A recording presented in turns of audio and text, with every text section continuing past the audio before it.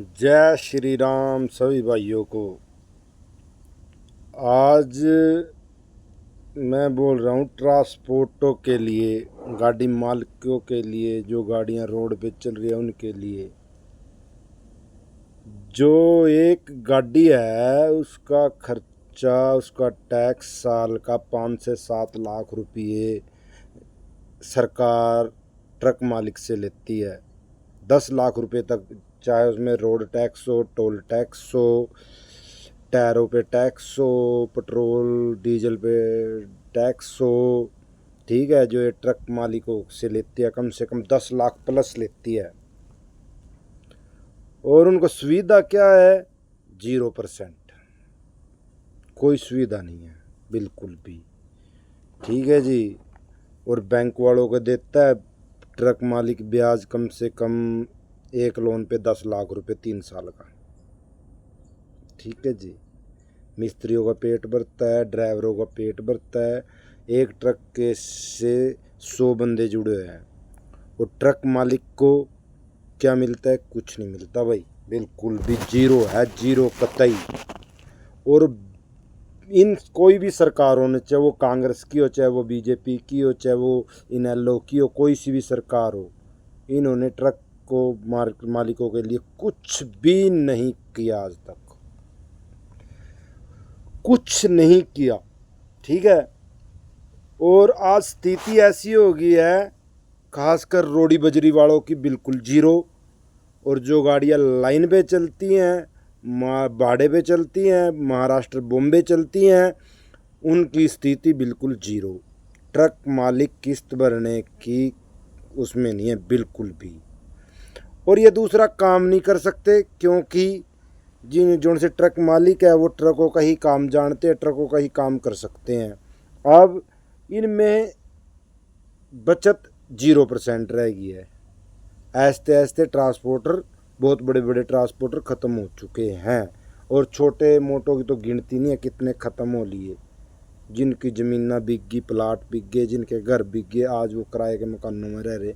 मैं लाडवे का हूँ, मैं लाडवे के ही 20 बंदों के उदाहरण दे सकता हूँ भाई, जो बंदे अपने खुद के मकान बेच के किराए के मकानों में रह रहे हैं। ठीक है जी।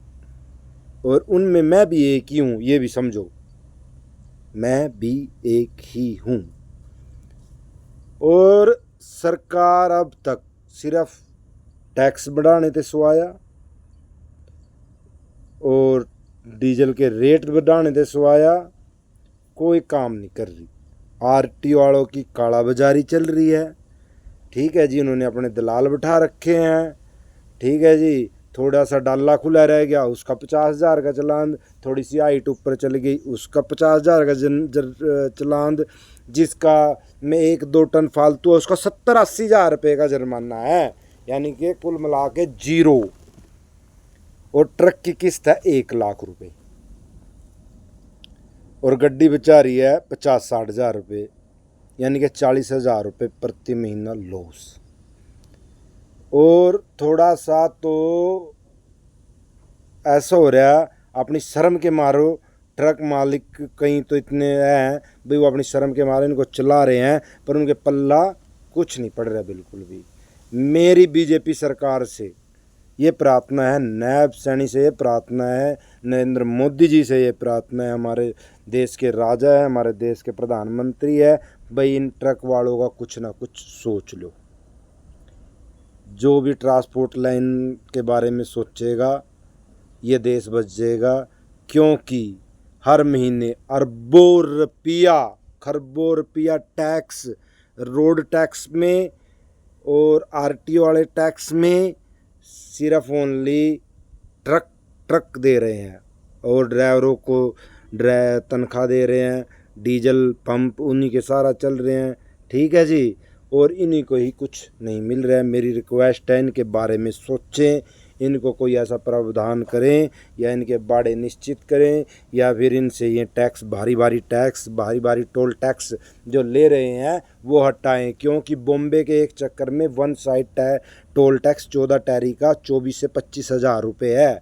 यानी कि 50,000 रुपये टोल टैक्स 10 दिन के अंदर एक ट्रक दे के आ रहा है। वो महीने में 3 चक्कर लाएगा तो 1.5 लाख रुपये टोल टैक्स एक ट्रक दे रहा है।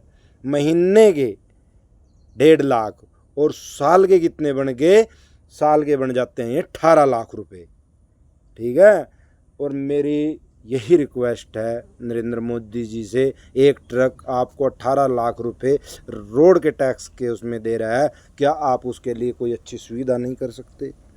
क्या उनके आप यूँ कुछ अच्छे भाड़े नहीं बना सकते? कोई इसके ऊपर कोई कानून नहीं बना सकते?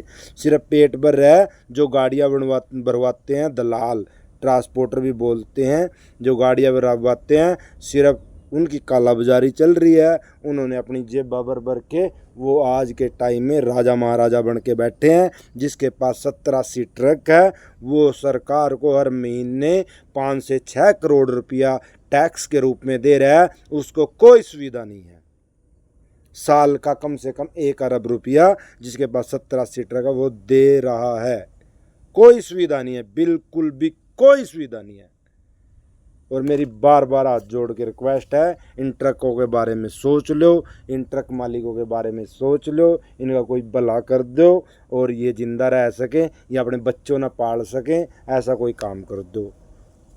और मेरी सभी भाइयों से रिक्वेस्ट है, इस वीडियो को ज़्यादा से ज़्यादा शेयर करो और ज़्यादा से ज़्यादा लाइक और कमेंट करके मेरे को ये बताओ कोई मैंने गलत बात तो नहीं बोली है इसमें, क्योंकि आज जो स्थिति है वो मैंने आप लोगों को बताई है। जय श्री राम, जय हिंद, नमो नारायण।